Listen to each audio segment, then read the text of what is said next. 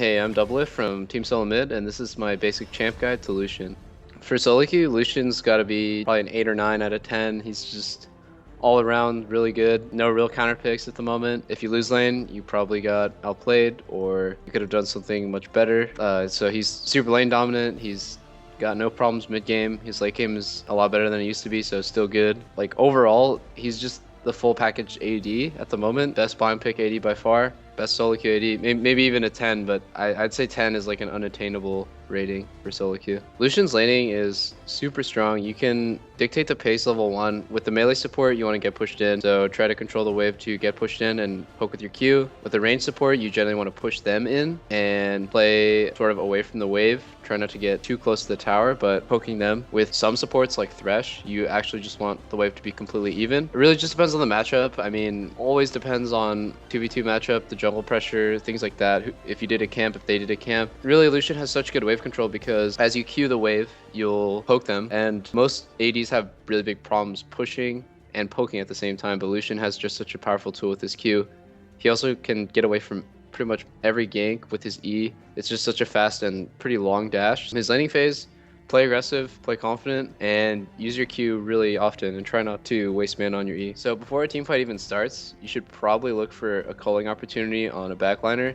Usually Xerath or Misfortune will walk up a little too far up, or Orianna or something, and you'll just be able to get a chunk of them to half HP or even kill them with your culling.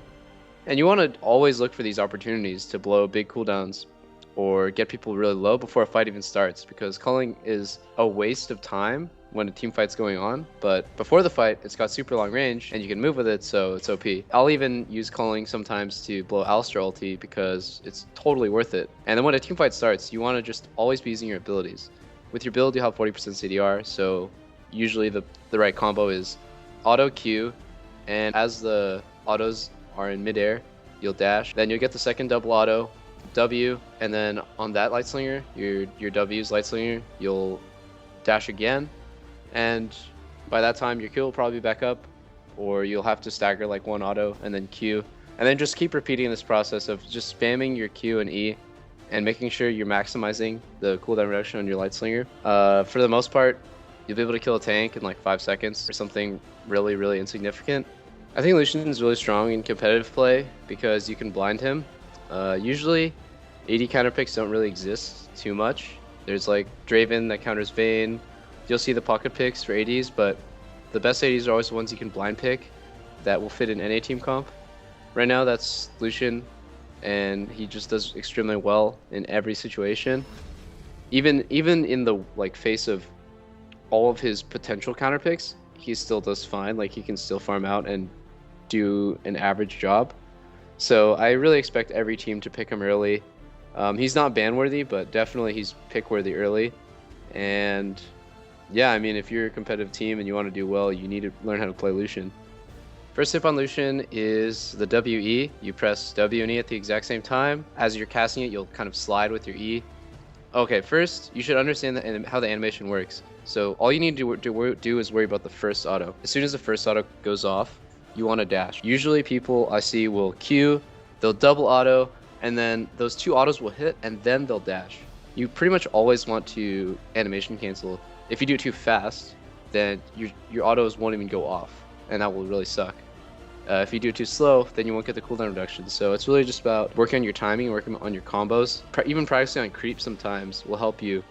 For runes, I run attack speed quints, AD marks, armor seals, and CDR blues. The reason why I run CDR blues instead of magic resist is because Lucian scales really well with cooldown reduction, and especially with the changes to Essence Reaver, it's really important that you make sure you hit that cap and be at 40% CDR.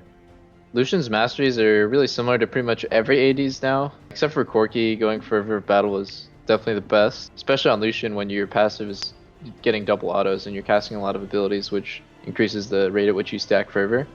Dangerous Game is really strong on a cleanup sort of AD carry like Lucian, and early game he runs into mana problems, so having that biscuit helps a little bit.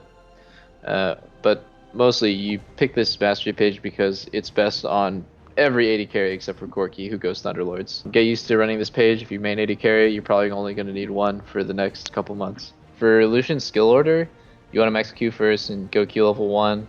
Level 2, go E.